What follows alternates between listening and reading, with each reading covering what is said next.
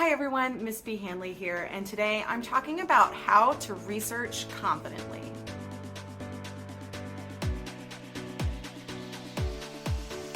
So there's a lot of different things and processes that are used to research well. The process of research that I'm going to be using today comes from www.nhcc.edu.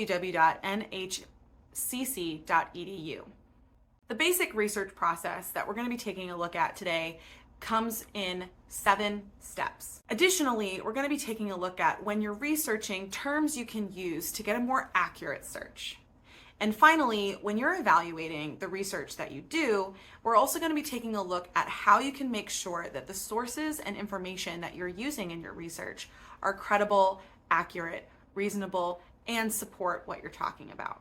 Okay, so the first step in the basic research process is you want to identify and develop your question or topic. You want to make sure that the question that you're asking is both broad and specific enough so that your research will be easier. For example, you don't want to do a topic on the ocean because there is so much to talk about when it comes to the ocean. Instead, you might refine your question or topic to something more specific, like the life of hammerhead sharks in the ocean. That way, I've cut my research down to a very specific part of the larger topic that I'm trying to approach. The next step you want to do is you want to do what is known as a preliminary search. This preliminary search is a way to see what other research is out there and how other people might have approached the subject you're approaching. This can then give you ideas about where to go next when you're doing more research. It might also allow you to make your question or topic even more specific so that even more research can be found. The next step is to locate your materials. You can get sources and information from hundreds of places on the internet. Google is the most popular search engine. However, it doesn't always result in information that is best for what you're talking about or specific enough to what you're talking about. After all, Google is returning the most popular results on its platform.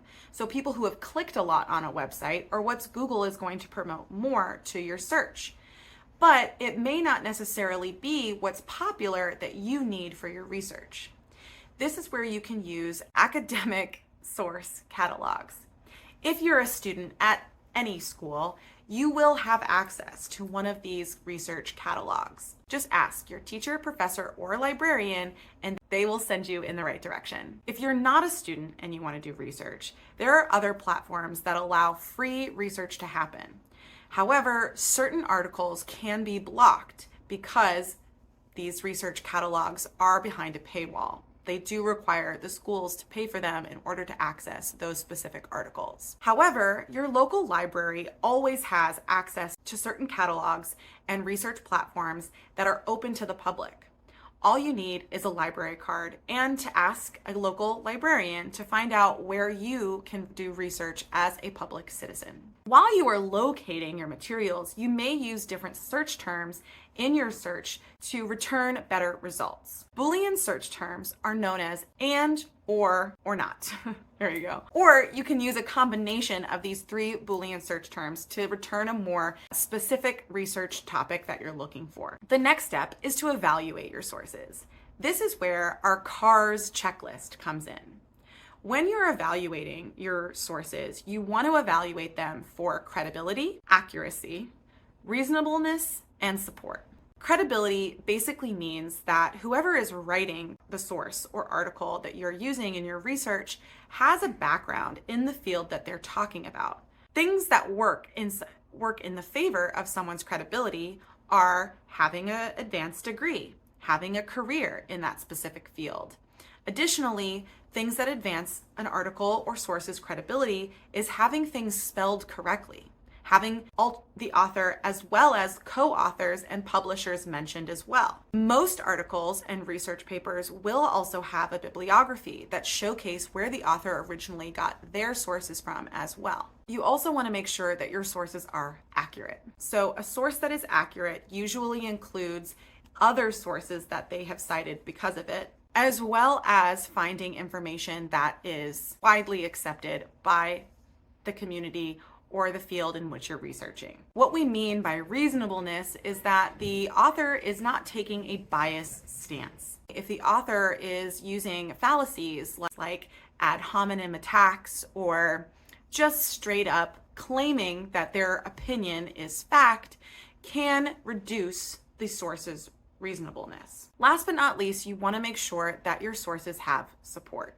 Most often, credible and useful sources are going to have support in them as well.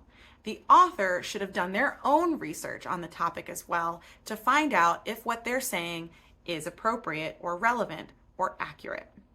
So the support that they use is very important. Does the support come from an outside source? Does the evidence they use match what they're trying to say or the argument that they're trying to make? Additionally, does the methodology of their support make sense for the hypothesis that they are presenting? Once you've evaluated your sources, you'll want to make notes and annotate. I talked about annotating in another video, so you should definitely check that out if you need help with annotating. When you make notes and annotate your sources, you'll want to start tracking your thoughts and opinions on these sources as you go. You may also make note of your CARS checklist as you're evaluating your sources, but while you're reading, you're going to be pulling out specific information that fits your research or that goes with the research that you are conducting. The next step, after you've taken your notes, you've annotated your sources, then you'll start to organize your research together. You'll want to take the sources that you've used and put them together in a more organized way so that maybe that sources that are fitting one particular viewpoint are grouped together, while others of another viewpoint are grouped together as well.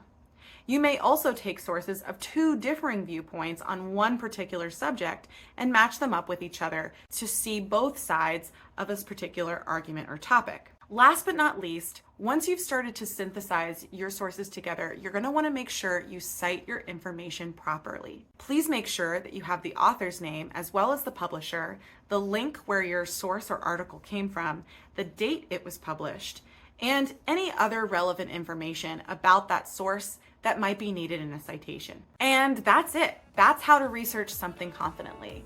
I hope this helped you better understand how to research and research well. If this video helped you become a better researcher, writer, or reader, please like and subscribe. And I wish you luck on your next research project. Have a great day, and I will see you in class. Bye!